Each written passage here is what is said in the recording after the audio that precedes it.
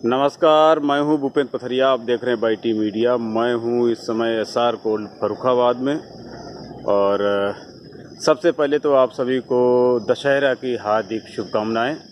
और आज SR cold में इसलिए आया हूं कि काफ़ी लोगों की इच्छा थी कि मोहन अग्रवाल जी से बात की जाए, तो आज बड़ा मुश्किल से उनका टाइम मिल पाया है कि मोहन जी एक समाज सेवी व्यक्ति हैं, तो उनका टाइम मिलना थोड़ा सा मुश्किल होता है। और आलू आप देख रहे हैं कि बरामदे में सभी ये मतलब सूख रहा है। फर्रुखाबाद में बिक्री का एक सिस्टम है आलू का, क्योंकि आलू जो बिक्री होती है वो कोल्ड से जो है एक बोरा निकाल के मोड़ा देख के बिक्री होती है, और वही गीले आलू का ही सौदा होता है। और गीला आलू जो है वही मतलब तौल भी आपको वही गीले आलू की मिलती है, 53 किलो तौल मिलती है। और इसके बाद ये काट के सुखाया जाता है, वो काम मतलब व्यापारी का है। और आपको गीला ही आलू लेना है, और गीला आलू जो है आपको काट के सुखाना है। और जो बाहर मंडियों में जो लोडिंग होता है वो आलू सुखा के इसके बाद जो है पैकेट में भर्ती करके फिर लोड होता है। तो बाकी भाव वगैरह की बात जो है वो मोहन जी से ही कर लेंगे, और बाकी और बातें भी जो है वो मोहन जी से करेंगे। तो चलते हैं सीधे मोहन जी के पास।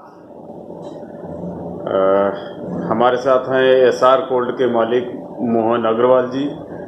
नमस्ते। और काफ़ी दिनों के बाद आपका समय मिल पाया, आप बिजी थे इस टाइम पे ज़्यादा। और बहुत सारे लोग जो हमारे दर्शक हैं वो आपको सुनना चाह रहे थे, आलू पे आपका विचार जानना चाह रहे थे कि मोहन जी से एक बार बात की जाए कि मोहन जी का क्या विचार है।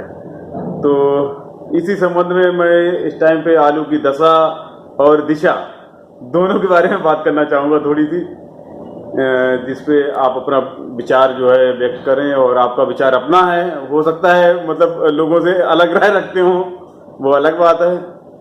तो जी जी देखिए भूपेंद्र जी, आप जो है विगत 2-3 वर्षों में आपने क्रांतिकारी परिवर्तन सोशल मीडिया के माध्यम से पूरे व्यवसाय में लाके किया है, और भी हमारे कई सारे चैनल पूरे देश में आपकी देखा-दुनी दिख रहे हैं।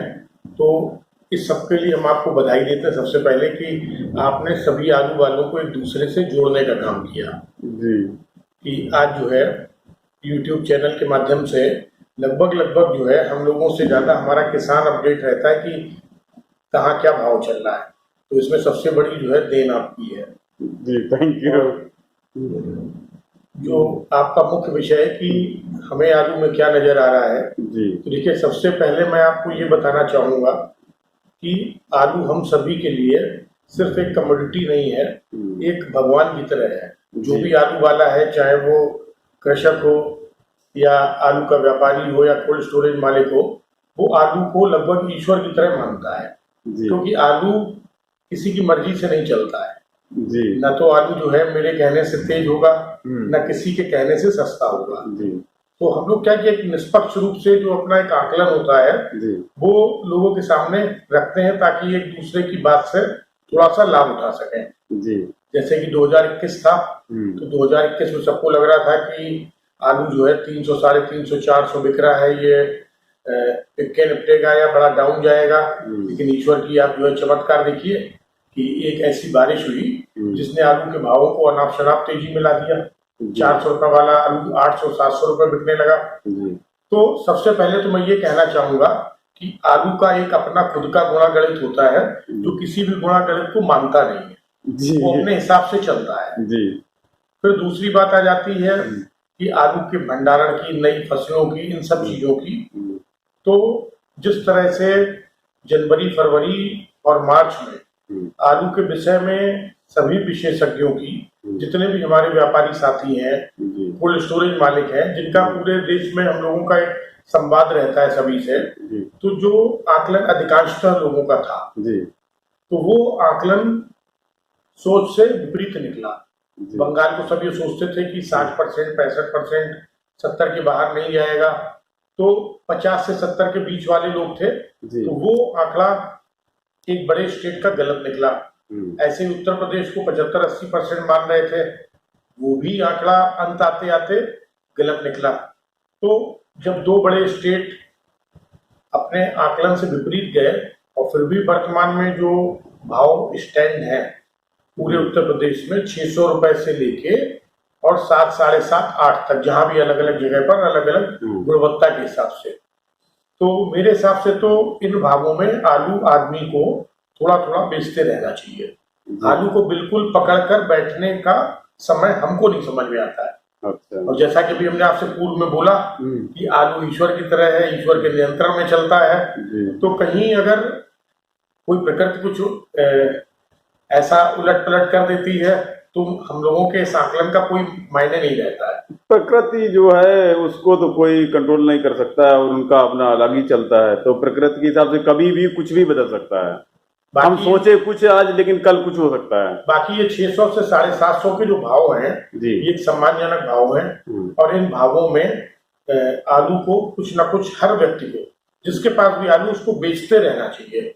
अच्छा। क्योंकि आलू में तेजी का वातावरण वहां पर ढूंढा जाता है जहां पर शॉर्टेज दिखे। जो शॉर्टेज में हम लोगों ने आलू का भंडारण किया और शॉर्टेज वो उस लेवल की नहीं निकली, परिस्थितियां दूसरी निकली, तो हम लोगों को थोड़ा थोड़ा आलू बेच के अपनी पूंजी को सुरक्षित रखना चाहिए कि 2022 में ना सही तो आगे सही हम लोगों को एक मौका मिले। क्योंकि ये आलू वो चीज है जो रोज रोज नई चीजें सिखाता है। हम लोगों को भी जो है आलू ने 20-25 सालों से आलू के साथ जुड़े हुए हैं, आलू को देख रहे हैं, तो आलू ने यही सिखाया है कि बेचते रहिए समय पर, और बेचने वाला ही अंत में जीतता है।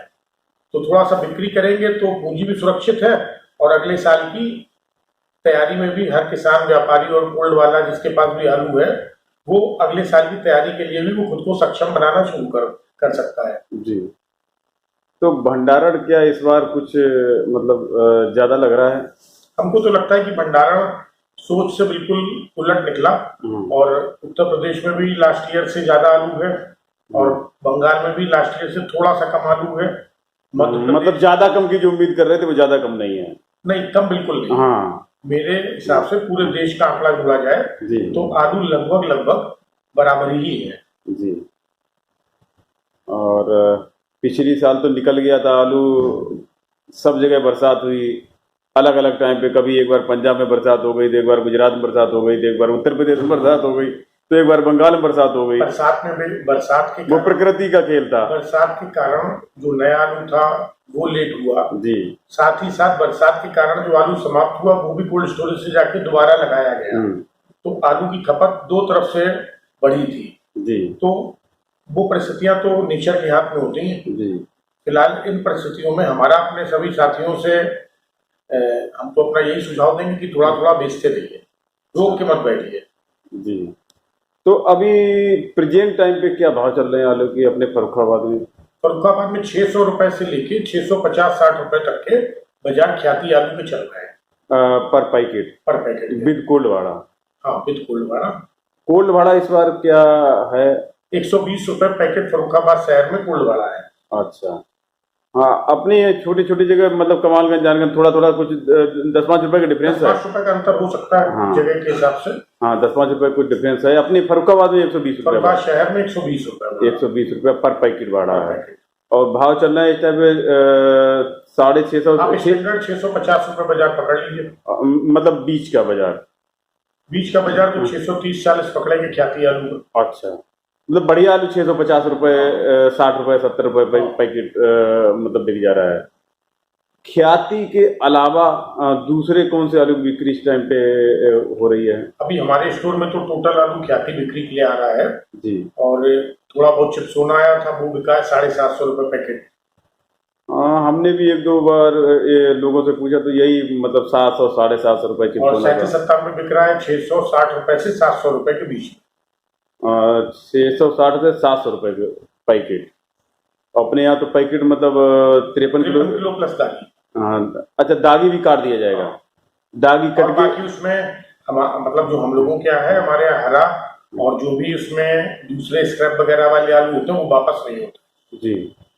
53 प्लस दागी। अच्छा, लेकिन बिक्री तो गीले ही आलू मतलब पैकेट से, जो कोल्ड से बाहर निकला पैकेट उसी की तौल होती है, उसी की बिक्री होती है, उसी की बिक्री होती है। लेकिन कई कोल्डों में जी किसान को हरा आलू वापस कर देते हैं, तो वो अलग सरा होता है। वो मतलब वानगी देख के ये लगता होगा भैया इसमें हरा ज्यादा है या दागी ज्यादा है, तो इसको निकाल के वजन उतना काट दिया जाएगा। तो मतलब अच्छे आलू के दाम है, मतलब 53 किलो, अच्छे आलू के दाम है 53 किलो के हिसाब से। तो भाव तो काफी दिनों से लगभग यही चल रहे हैं, कम से कम मेरे ख्याल जब से कोल्ड चालू हुए हैं, खुले हैं, तब से वही 600 650 के ही भाव चल रहे हैं। पहले स्टार्टिंग में एक बार 700 रुपए के भाव, 700 700-750 तक के बाजार टच किए थे, लेकिन उसका समय बहुत कम था। हाँ, उस समय के लिए बढ़े, फिर वापस वहीं पे बाजार, वही 1 हफ्ते 1.5 हफ्ते रुके वो बाजार, और आज लोग फिर उसी भाव की उम्मीद करके बैठे हैं कि वो भाव मिल जाए तो हम बेच लें। और वो भाव नहीं मिल पा रहा है, तो कुछ ज्यादा क्या उम्मीद लग रही है कुछ ऊपर जाने की, और कुछ ऐसा मतलब जैसा लोग सोच रहे हैं? मैंने कहा कि थोड़ा थोड़ा आलू बेचते रहना चाहिए। जी जी। थोड़ा बेचने से क्या है कि आपकी पूंजी सुरक्षित होती है। जी जी। और अगर आगे ईश्वर की मर्जी हुई तो 10-20-50 रुपए बाजार घट गए या बढ़ गए, तो दोनों स्थितियों में आपके पास अवसर रहेगा।